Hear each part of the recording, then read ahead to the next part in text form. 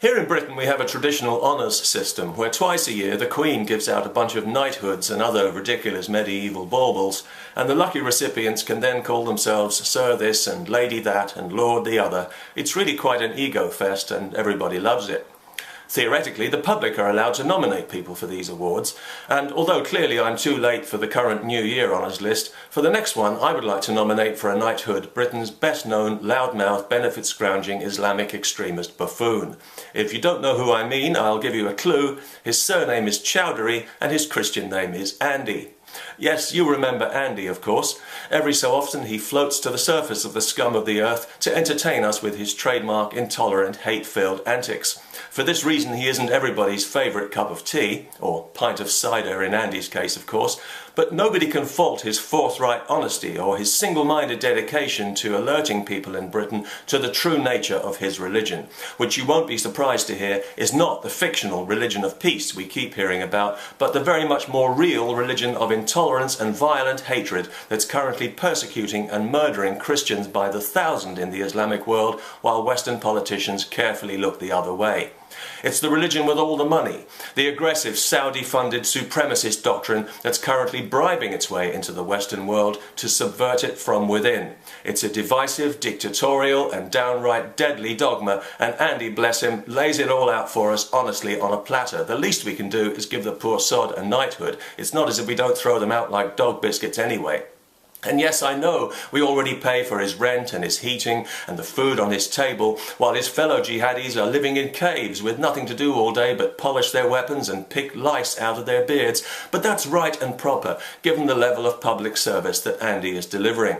He's such a true British hero, there should be a statue of him outside the East London Mosque, pointing imperiously like Hitler towards Mecca. He should have a regular column in the Guardian newspaper. I'm amazed he doesn't, given some of the ugly hate mongers that paper's published in the past. Andy would seem tailor-made for the job, until you remember that Andy tells the truth about Islam and Sharia, so he's got more chance of being elected Pope than he has of getting a column in the Guardian. But that's okay, because every time he opens his fat, fuzzy face, some lazy tabloid prick of an editor gives him a full-page spread anyway, and of course the wretched BBC can always be relied on to give him as much airtime as he likes, so his message is getting out there, and that's got to be good for all of us, because whatever you think about Andy Choudary, nobody can deny that he's true to himself. You won't catch him grovelling to the Daily Mail for a job and then slagging it off on Question Time to curry cheap favour like a shameless whore, because Andy has more integrity than that. We know we can trust his word, which is more than can be said for some.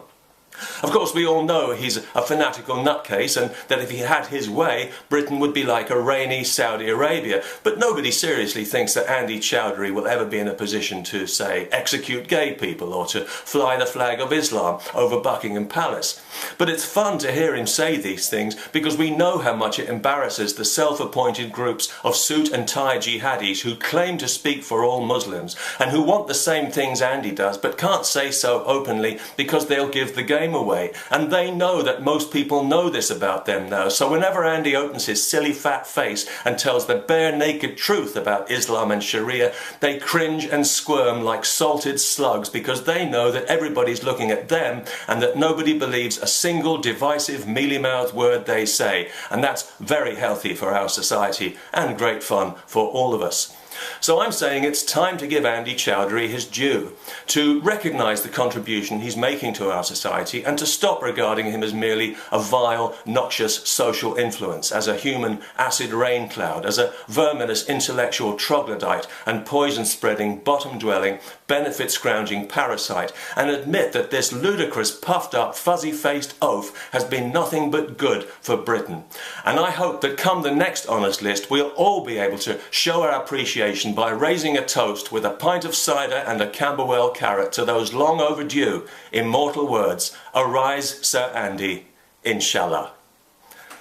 I would say peace, but I know that peace is very un-Islamic and I don't want to offend.